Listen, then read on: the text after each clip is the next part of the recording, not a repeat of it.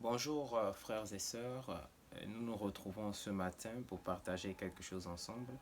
Il s'agit de la parole de Dieu et c'est pour cela que je vous invite à prier une minute avec moi. On va prendre ce chant qui dit Je suivrai mon ami. Amen. Je suivrai mon Seigneur et mon Maître, sans jamais m'éloigner de ses bras, sans que rien ici-bas ne m'arrête. C'est le vœu de mon âme assoiffée.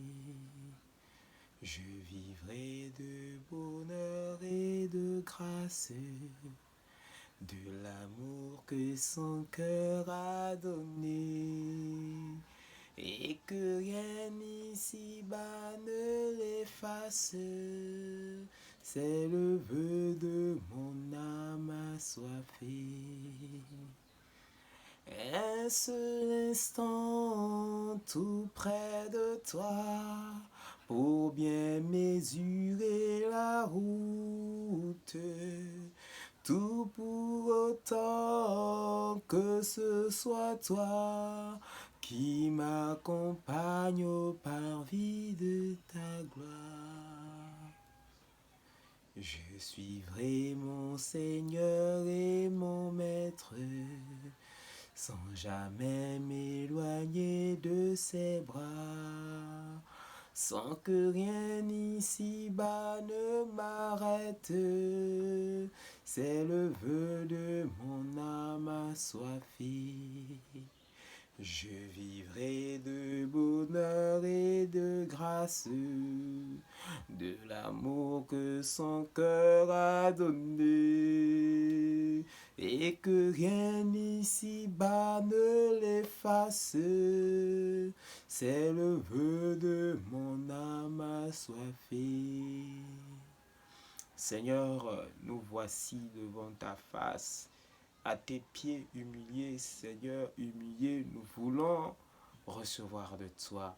Je prie, Seigneur, que ta main puissante soit à l'œuvre, que toi seul, par ta sagesse, me conduise, Seigneur, par l'intelligence qui vient de toi, que je puisse partager, Seigneur Dieu, avec tous ceux qui me suivent. Merci Seigneur pour ta bonté. Merci parce que tu es au centre, car je sais que sans toi, nous ne pouvons rien faire. Je te laisse toute ta place au nom de Jésus-Christ. Amen. Amen. Le thème de cet échange est Aimes-tu le monde? Aimes-tu le monde? C'est une question que nous pouvons nous poser. Et il existe plusieurs réponses à cette question. En particulier deux. Soit j'aime le monde, ou soit je n'aime pas le monde. Une autre question donc s'ajoute à aimes-tu le monde? C'est qu'est-ce que aimer le monde? Et nous allons donc partager cela ensemble. Nous prenons nos Bibles dans le livre de 2 Timothée 3 à partir du verset 1er. Sache que dans les derniers jours, il y aura des temps difficiles, car les hommes seront égoïstes, amis de l'argent, fanfarons, hautains, blasphémateurs, rebelles à leurs parents, ingrats, irréligieux, insensibles, déloyaux, calomniateurs, intempérants, cruels, ennemis des gens de bien, traîtres, emportés, enflés d'orgueil, aimant le plaisir plus que Dieu, ayant l'apparence de la piété, mais régnant ceux qui en fait la force. Verset 6. Éloigne-toi de ces hommes-là. Il en est parmi eux qui s'introduisent dans les maisons et qui captivent des femmes d'un esprit faible et borné, chargés de péché, agités par des passions de toute espèce, apprenant toujours et ne pouvant jamais arriver à la connaissance de la vérité. Verset 8.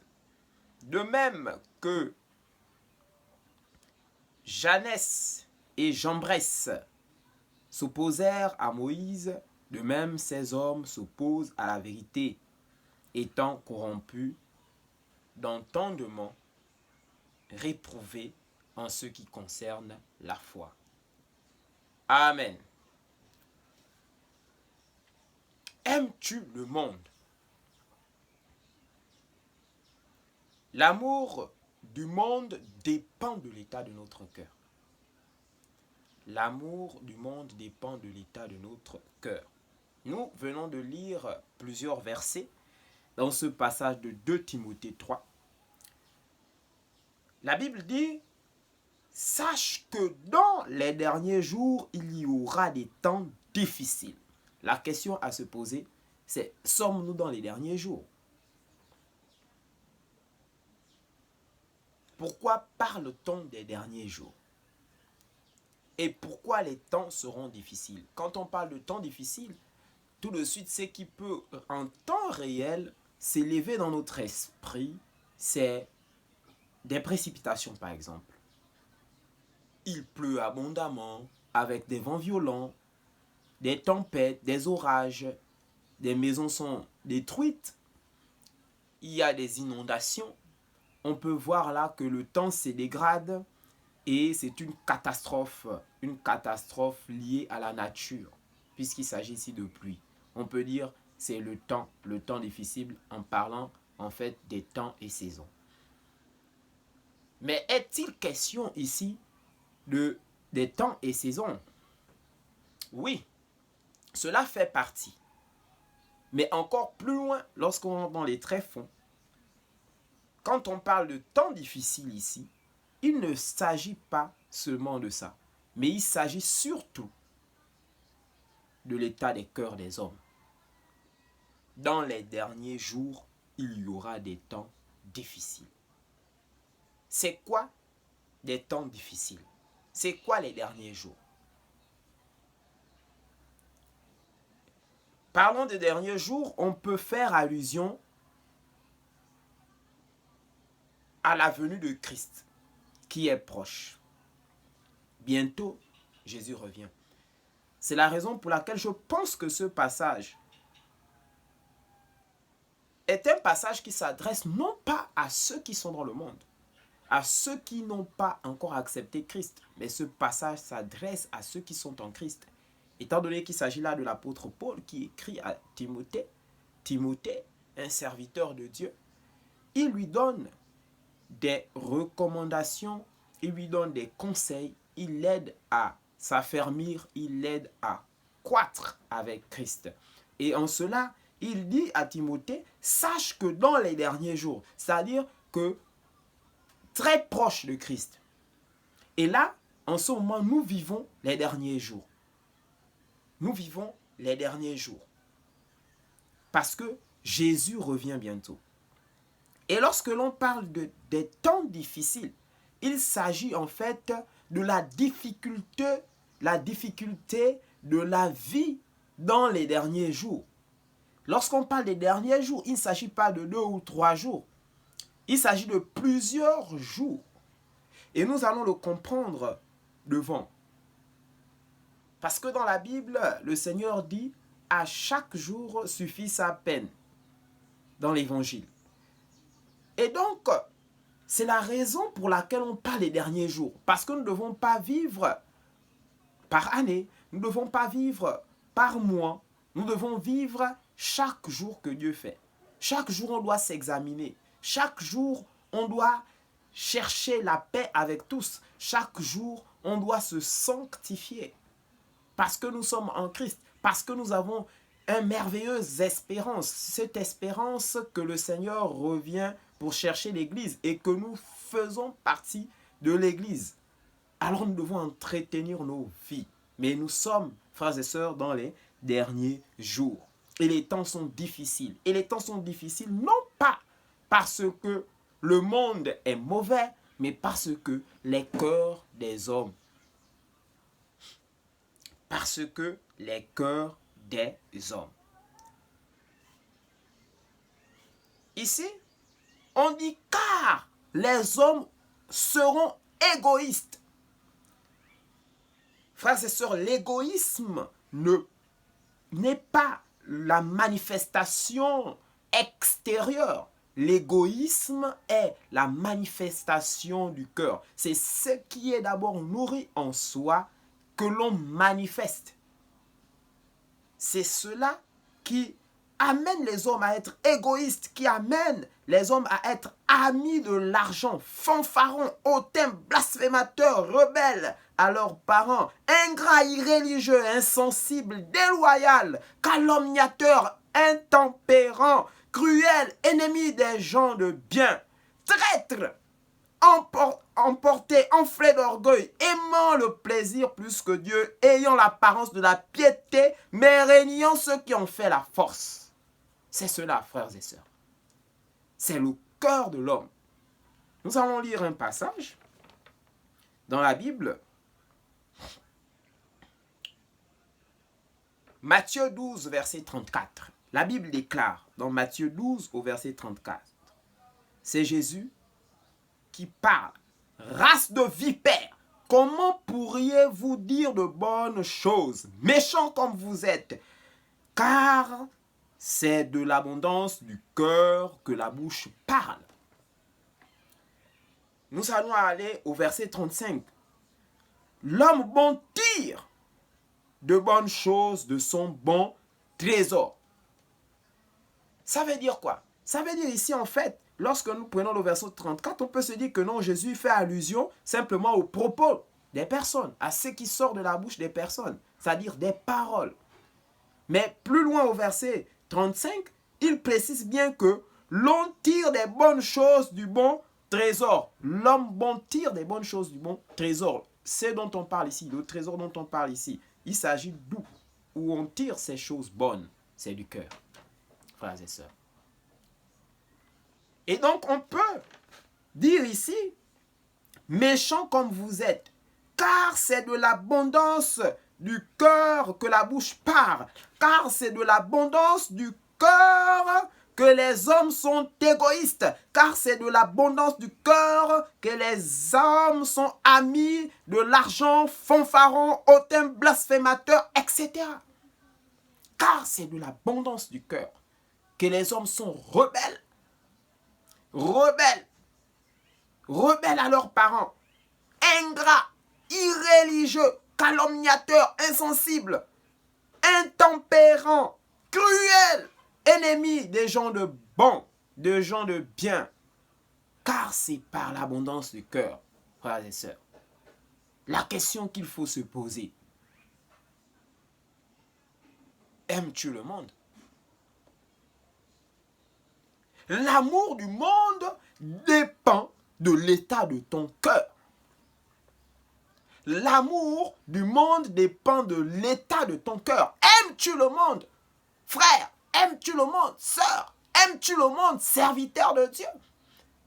Parce qu'il ne s'agit pas seulement des chrétiens ordinaires. Il s'agit même aussi de ceux qui sont appelés, de ceux-là qui répondent à ces faits dénoncés par Paul ici, par l'apôtre Paul. Quand on dit les gens seront, les gens seront, il s'agit de tout le monde. C'est inclusif. Personne n'est épargné. Dans les derniers jours, les temps seront difficiles. C'est la raison pour laquelle l'on constate ces choses, frères et sœurs. Ou je voudrais dire que c'est fort du constat de ces choses que je vais énumérer que le temps est difficile et que nous sommes dans les derniers jours. De nos jours, tu ne peux plus t'adresser à quelqu'un simplement. Il faut être diplomatique. Il faut arranger ses paroles, ses propos pour éviter que l'on interprète mal ce que tu veux dire. C'est le message que tu veux passer. même pour reprendre quelqu'un qui est dans l'erreur, il faut utiliser la stratégie pour éviter de créer des inimitiés avec cette personne. Frère, sœur, nous devons être vrais. Nous devons dire la vérité. La Bible dit que votre oui soit oui, votre non soit non. C'est qu'on y ajoute, ça vient du malin. Et le malin entretient cette mascarade. Le malin, Satan, le diable, il entretient cette mascarade pour empêcher à ce que nous soyons en conformité avec la parole de Dieu. Nous devenons des diplomates. Même les prédications, c'est en faisant attention. On choisit les mots, les phrases qu'il faut mettre à l'intérieur du message pour éviter de frustrer le peuple. Ce n'est pas cela que Jésus demande. Jésus veut que nous disions la vérité, frères et sœurs. Jésus veut que nous disions la vérité. Et c'est la raison pour laquelle ici, on dit que ces personnes sont ennemies des gens de bien. Traîtres, ennemis des gens de bien. Tu fais ce qui est bien, tu essaies de marcher dans la justice, tu auras des ennemis. Tu essaies de marcher dans la justice, tu auras des ennemis.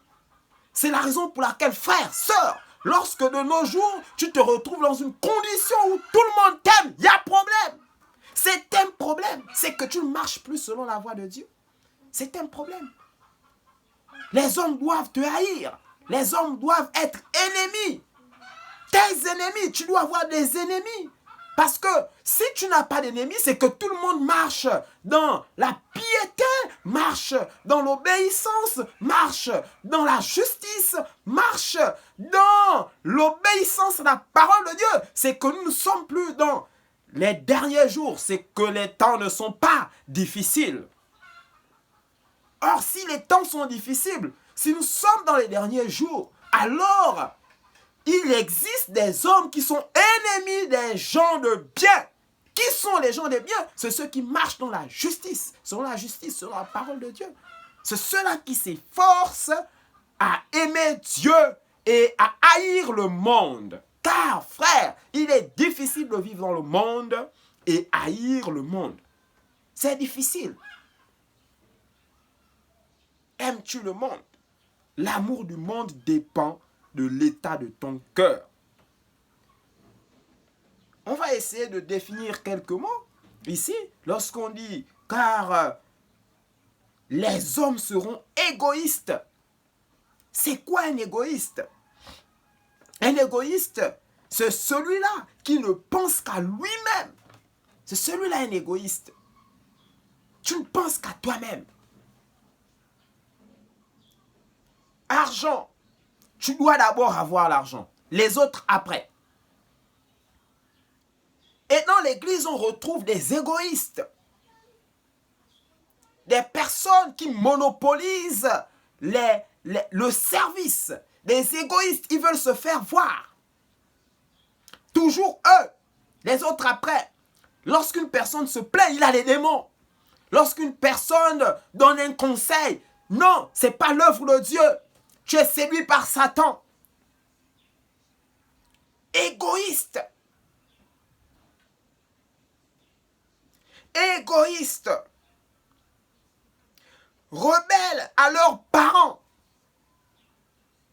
Des personnes qui, lorsque tu fais leur rencontre, sont des personnes sympas. Des personnes dont l'attitude, le comportement te laisse désirer de rester auprès de ces personnes, te laisse vraiment dans une condition où tu t'écris au fond de toi que sûrement ce frère est un bon frère, sûrement cette sœur est une bonne sœur, mais va regarder dans sa maison, va regarder dans sa maison comment cette personne vit, va regarder comment elle agit au milieu de ses parents. Rebelle. Rebelle.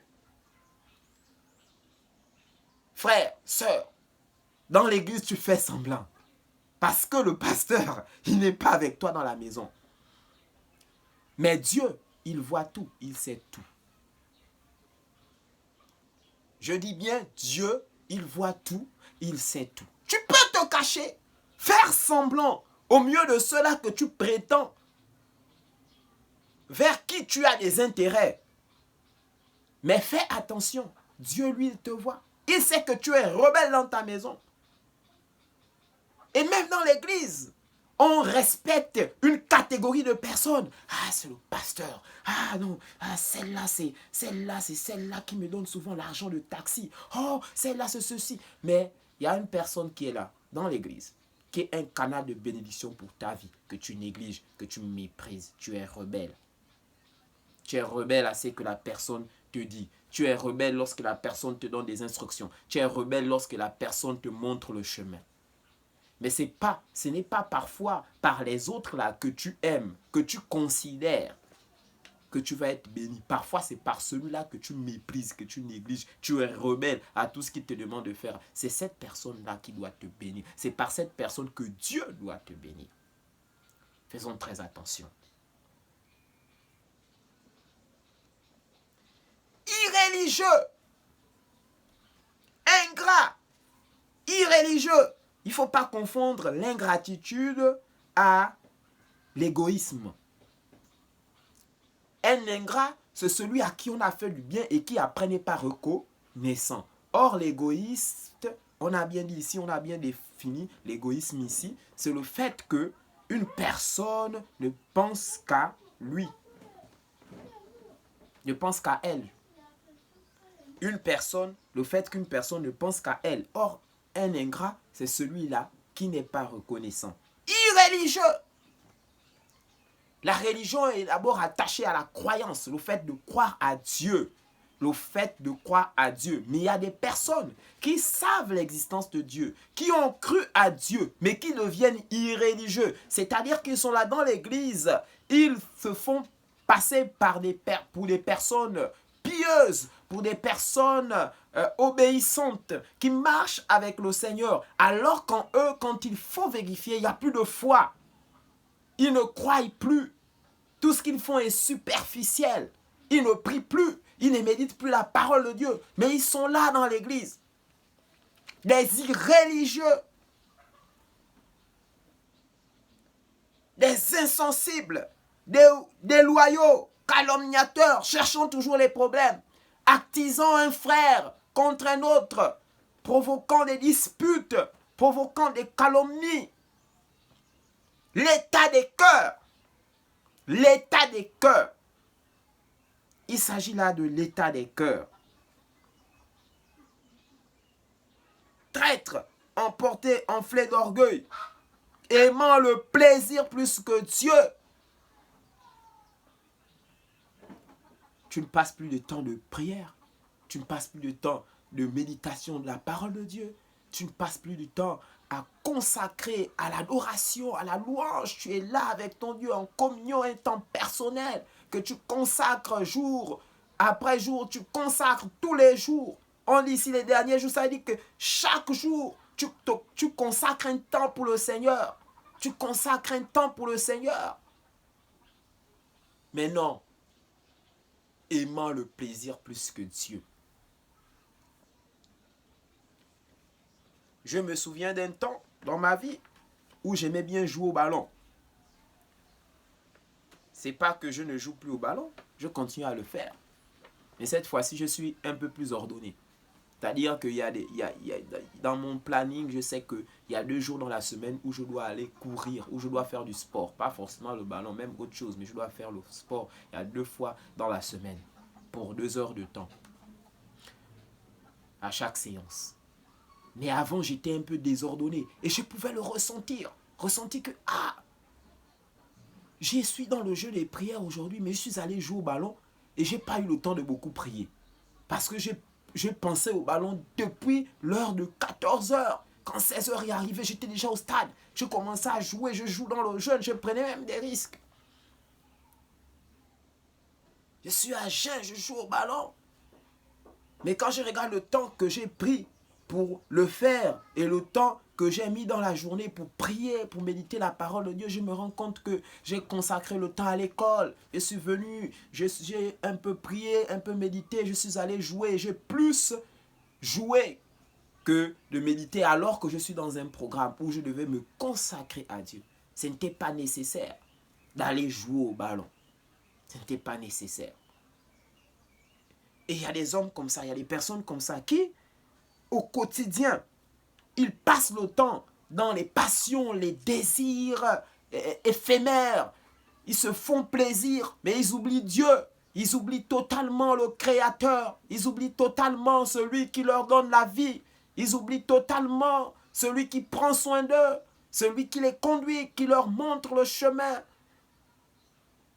celui à qui l'or et l'argent appartiennent. Ils oublient Dieu, aimant le plaisir. Ils oublient Dieu. Ils oublient Dieu. Ils confessent de leurs lèvres qu'ils aiment le Seigneur, mais dans leur cœur, ils ont oublié Dieu. Ils ont oublié Dieu. Aimes-tu le monde? L'amour du monde dépend de l'état de ton cœur. Ce que tu montres à l'apparence est sans importance. Dieu, lui, il sonde les cœurs et les reins. Quel est l'état de ton cœur, frère? Quel est l'état de ton cœur, sœur? Quel est l'état de ton cœur?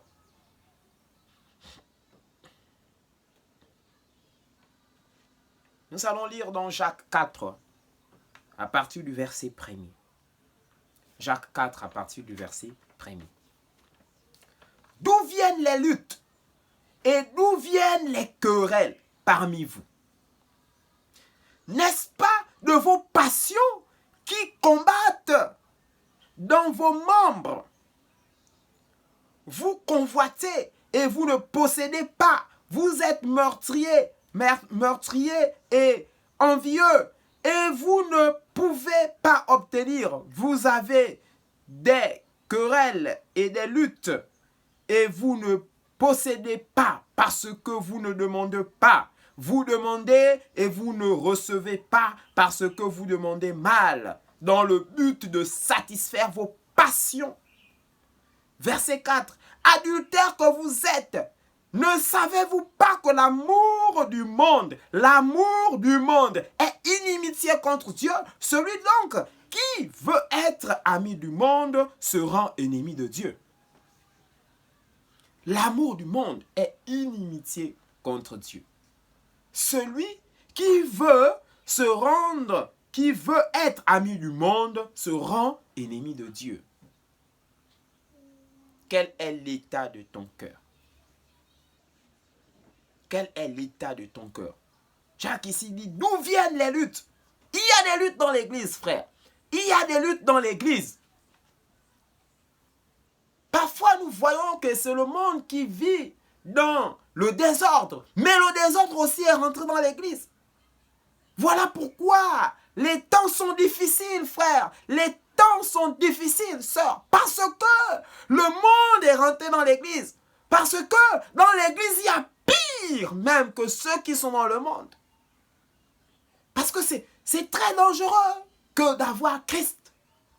Que d'avoir accepté Christ dans sa vie. Que d'avoir connu les principes de Dieu. Que d'avoir connu les commandements de Dieu. Et de se détourner de cela pour devenir rebelle, ennemi de gens de bien, pour devenir calomniateur. C'est très dangereux. La condition de ce dernier est plus pire que la condition de celui qui n'a pas connu Christ. Que la condition de celui qui n'a pas connu Christ. C'est pire. Parce qu'il connaît. Il connaît le mal et il connaît le bien. Il le connaît mieux que celui qui est dans le monde. Celui qui est dans le monde est peut-être trompé par Satan, aveuglé par Satan. Mais non, celui qui est dans l'église avait déjà une fois ouvert ses yeux, avait d'abord une fois connu c'est que le bien, c'est-à-dire d'avoir Christ dans sa vie, de marcher selon les préceptes du Seigneur. Et ces personnes sont là, vivantes, quoique mortes. Frères et sœurs,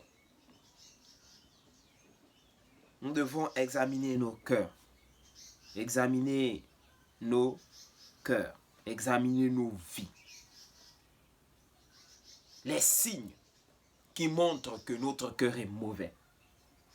Les signes qui montrent que notre cœur est mauvais. D'où viennent les luttes? et d'où viennent les querelles parmi vous.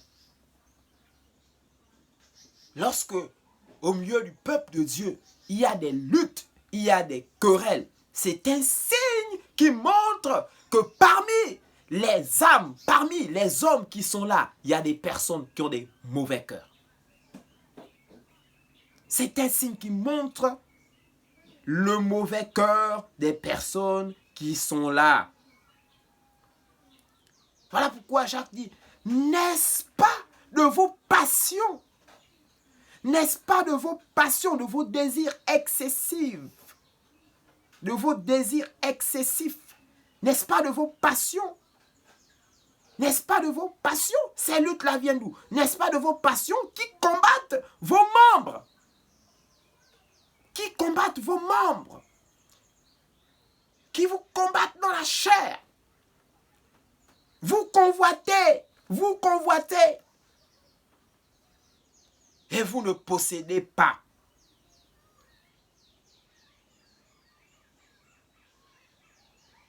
Tu passes le temps à convoiter, tu passes le temps à envier les autres.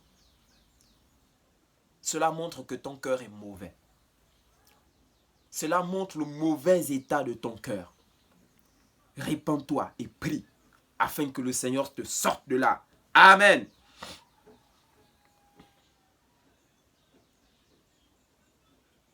Vous êtes meurtrier et envieux et vous ne pouvez pas obtenir. Vous avez des querelles et des luttes et vous ne possédez pas parce que vous ne demandez pas.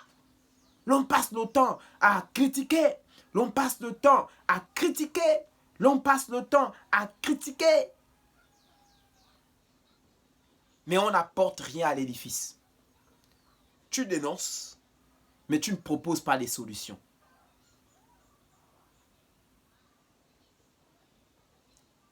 Ainsi, tu crées des problèmes entre X et Y dans l'église. Ça crée des querelles, ça crée des problèmes.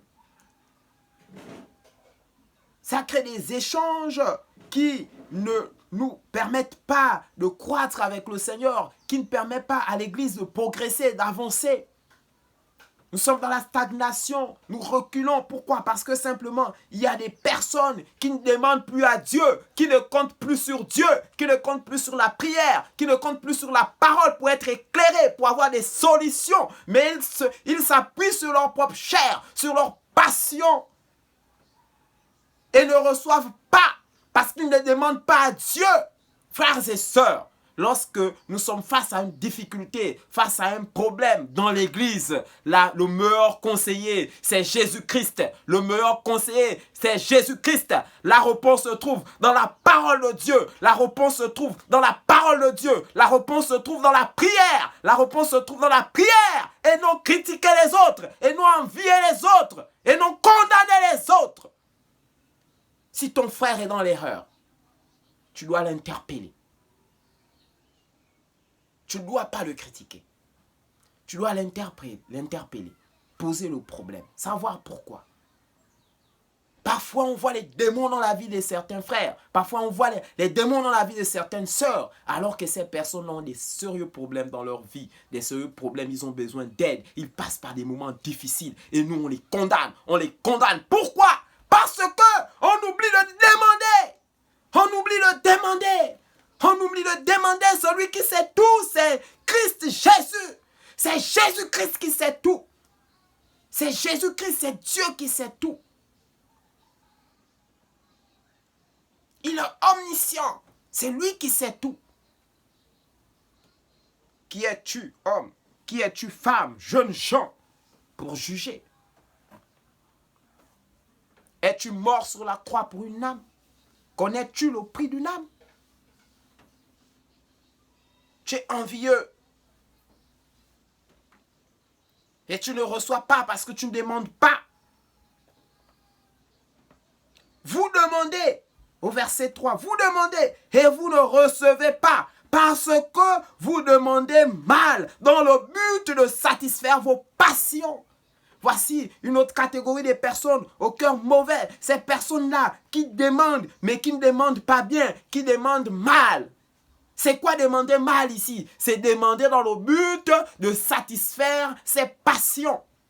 Ce que nous devons demander au Seigneur, c'est ce qui édifie le corps de Christ. C'est ce qui permet à l'Église de progresser, d'aller de l'avant. C'est cela. La Bible déclare dans Matthieu 6, au verset 33, « Cherchez premièrement le royaume et la justice de Dieu, et toutes choses vous seront données par-dessus. » Cherchez premièrement le royaume et la justice de Dieu. Et toutes choses seront données par-dessus. Ça veut dire quoi? Ça veut dire que frères, sœurs, jeunes gens, enfants, si tu cherches Christ, si tu cherches à construire l'église, tu cherches à construire l'église, tu cherches à construire l'église dans tes prières, tu cherches à... Tu fais en sorte, donc tes requêtes font en sorte que l'église progresse, l'église aille de l'avant. Tu sers le Seigneur par ta prière. C'est alors que Dieu aussi pourvoira pour toi. Tous tes besoins. Je veux m'habiller, je veux manger, je veux dormir, je veux de l'argent. Le Seigneur dispose tout en ta faveur. La pluie, le beau temps. Pourquoi? Parce que tu es en paix avec lui. Parce que tu construis avec Christ. Tu construis avec Christ. Tu n'es pas celui-là qui détruit. Tu n'es pas celui-là qui cherche les querelles. Tu n'es pas celui-là qui est envieux. Tu n'es pas celui-là qui a un cœur mauvais. Aimes-tu le monde? L'amour du monde dépend de l'état de ton cœur. Frère, aimes-tu le monde? Matthieu 6, verset 34. Ne vous inquiétez donc pas du lendemain. Ne vous inquiétez donc pas du lendemain, car le lendemain aura soin de lui-même. À chaque jour suffit sa peine. À chaque jour suffit sa peine. C'est pas parce que j'ai fait un programme de jeûne et prière hier qu'aujourd'hui je dois baisser la garde. C'est pas parce que j'ai évangélisé hier qu'aujourd'hui je ne dois plus évangéliser. Frères, sœurs, nous devons chaque jour que Dieu fait, chaque jour que Dieu fait, être en paix avec le Seigneur. Rechercher la volonté de Dieu. Rechercher la volonté de Dieu. Rechercher la volonté de Dieu. Et surtout, vivre dans la sanctification.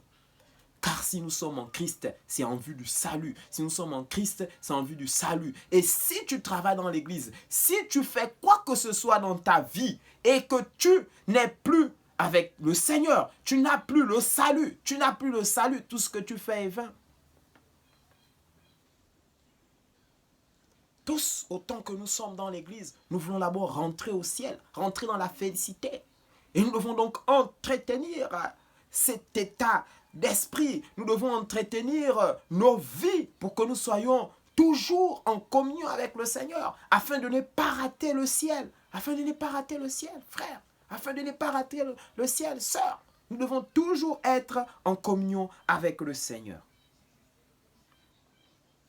Toujours être en communion avec le Seigneur. Aimes-tu le monde?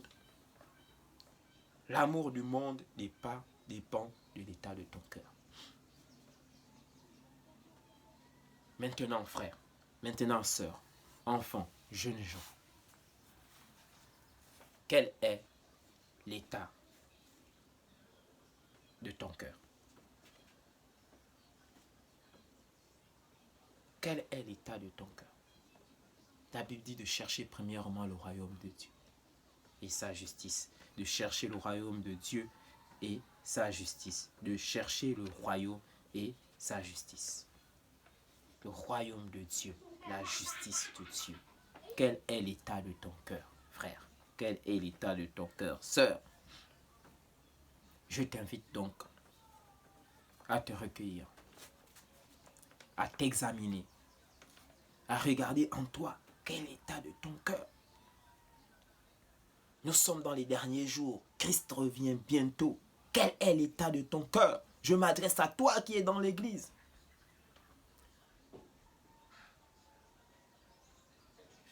Je m'adresse à toi qui es dans l'église. Quel est l'état de ton cœur?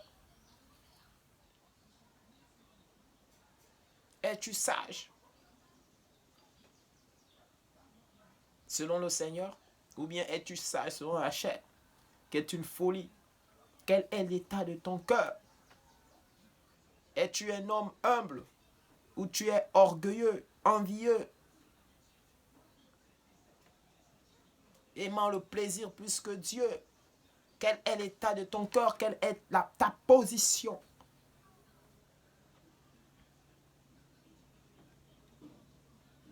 Si en t'examinant, tu vois que c'est pas bien, sors maintenant au nom de Jésus. Sors! Sors maintenant au nom de Jésus. Sors maintenant de cette position. Et mets-toi sur le chemin. Jésus-Christ est le chemin. Suis la voie du Seigneur. Suis la voie du Seigneur. Jésus-Christ est le chemin, la vérité et la vie.